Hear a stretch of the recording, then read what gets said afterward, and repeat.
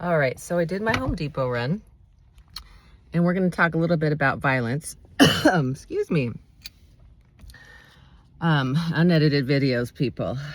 There might be a little bit of violence happening if I don't drive real careful, but I'm doing my best. My mom's suburban car over here, and getting ready to build the coop. Got my McDonald's, having a good old American day. Man, it's dusty in here. Somebody needs to clean this car. But violence in women's health. So I posted a short just recently about me walking around Home Depot talking about ice in our boobs. And I had this lactation patient she was convinced she had breast cancer.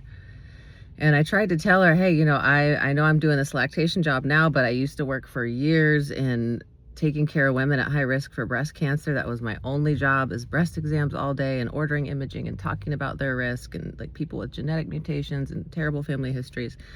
And I'm telling you, you don't have cancer. And yes, I'll order you a mammogram. Yes, I'll order you an ultrasound because I'm a nurse practitioner, so I can do that type of thing. Underpaid doctor, if you get my drift.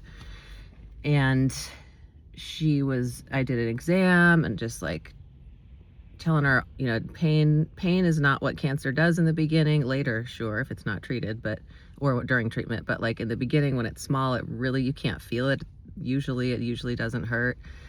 And the type of pain you're describing it doesn't seem like a lactation problem. I don't know what to say, but sure, I'll order you imaging if that makes you feel better. And we had a nice long convo together because I get an hour with some of my new patients at the hospital, which is incredible.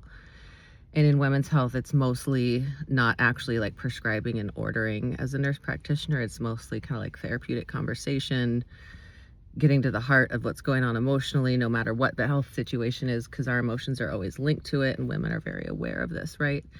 And most healthcare providers don't have time to acknowledge it. And I have always avoided jobs where I have to be like 10 minutes. My menopause job cuts me down to 15 sometimes, and I hate that. But that's the care, right? So I spent a lot of time with her, and it occurred to me after our visit. She said she shared some things about the traumas going on in her life with the landlord and friends and family, and just like lots of stress. I think I'm stressed out. This poor woman, Lord help her. And she had no one to talk to. She didn't feel comfortable talking to people at her church about what's been going on with her health worries and her home life. And so I was just trying to elicit, what would be the thing for her. And because yes, I can order the imaging, but that's not the real root of the problem, right?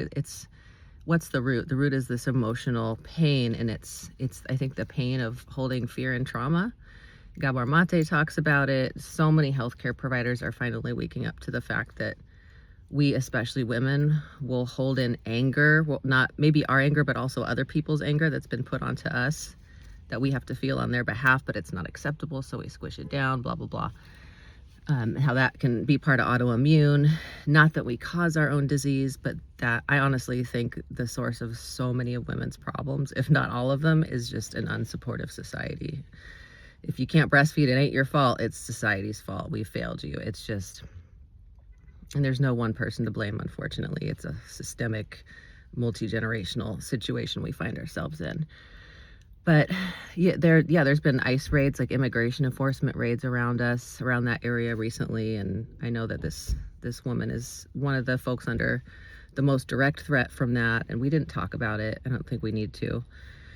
But I've expected a lot of no-shows at my clinic because a lot of my patients there are at great risk of if they are under threat from an immigration officer, they could be separated from their babies. I don't know what happens to babies. I don't want to know. But if the moms get immigration officered, what happens?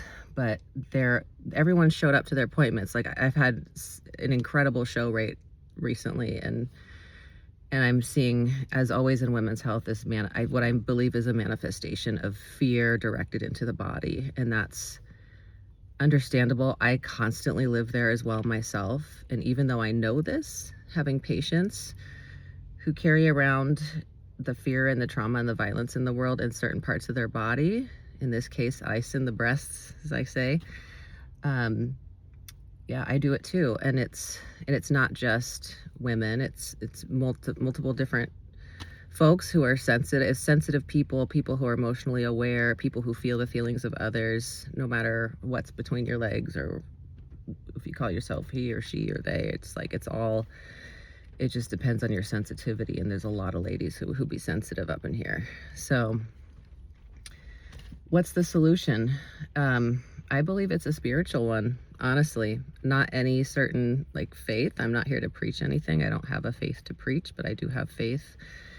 And I know that there is definitely healing available, and it has to do with community, it has to do with each other. It has to do with connecting with the soothing forces around us, like trees and grass and the smell of dirt and things that we are decreasingly having access to, especially if you don't have a lot of money and you're living in a concrete jungle, which I've lived in for a lot of the time, and just now have the blessing to have a yard, which is all my dreams come true, and I'm fine. I could die now and be happy, but it's just and so I ended up talking with this gal, circling back to her and eliciting like, what's going on for your faith? Like, are you praying about this? And then she opened up a whole thing where she's like, that's her thing, that's her jam, is praying and God's protection, and just like rock solid belief that everything happens for a reason. She was going on and on. Sorry, probably dusty from sweeping out my nasty roachy garage yesterday. I inhaled a lot of toxins, but yeah, so it's appropriate for the toxin conversation, I guess. And detox is getting out in nature and being with people, right? So that's part of my training recently. Is I've been to way too much Western education, like college and grad school and postgraduate school, and like tip top Yale Ivy League, and all of that's like cool on paper and like great, and I'm grateful for it, but it's really not the solve. It's not going to bring, none of that medical training brings the healing. It's the spiritual aspect. And everyone who's sensitive is sensing that lack in healthcare, and we're upset. Also, we're being conned and scammed and all that, right? By the whole insurance and pharmaceutical, blah, blah, blah. We all know that. We all feel it in our guts. I'm as skeptical as anyone else. And also, we still use some of these things. I don't know what's happening. I think it's the lumber. I should get going. I gotta build some chicken coops, egg chicken coop. Maybe I'm just gonna not ramble. I'm just gonna leave it at, we're not doomed. Yes, sensitive folks, women, we hold like the pains of what's going on with war, with attack on community, with unsafe in our house, whatever it is, and it gets held in our body. And especially with women, I see it in the breasts, I see it in the uterus. And absolutely, we should do screenings and like use Western medicine to catch things early that could be happening for reals, and not just be like, it's a spiritual problem, it's an emotional problem, you'll be fine. That's not what I'm saying. But that's the mammogram isn't the ticket to healing.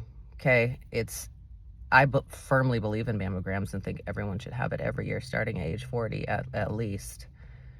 They're great at catching early breast cancer, and it ain't the solve, right? If we have any fear about any part of our body, or if like we've seen somebody go through something terrible with a part of their body, we loved them, and that's going to be in our body. It's going to live there, and it takes like a community spiritual container, whatever that is for each person. And a lot of us are lacking that right now. And I mean a genuine one, like a deep heart one, where you can be completely yourself with other people. You're not filtering anything. You're being a mess, and all of you is accepted. Nothing has to get left at the door. That type of community is what I'm talking about. And there's some in every religion that have that, and many religions don't. Things do have to get filtered, and there's certain parts of the personality that needs to be kind of consciously or subconsciously to stay in belonging. So it's really that sense of belonging to the earth, belonging to each other that I'm visioning to bring in, and I'm hoping and praying that there's a practice I can do in the near future where I am gonna like incorporate all of this for hormone health, and just make the full package. And it won't be perfect. It'll be probably messy, but it'll be less draining than just pretending like la la la ideal pharmaceuticals. That's all. Like that drains me, that burns me out. All right, thanks for listening. Hopefully no violence occurs. I'm gonna drive very slowly. This is just classic ADHD here, I'm telling you. Me and my kid, but my teenager, both do it. We like put things very precariously in it. We feel very confident that it's gonna be fine, and it's usually fine, but when it's not fine, it's not fine. But it's like, it just keeps we keep doing it. And I'm aware, and oh well. And I'm doing great. I'm doing my best, and so are you. We're all just out here doing our best. Bye.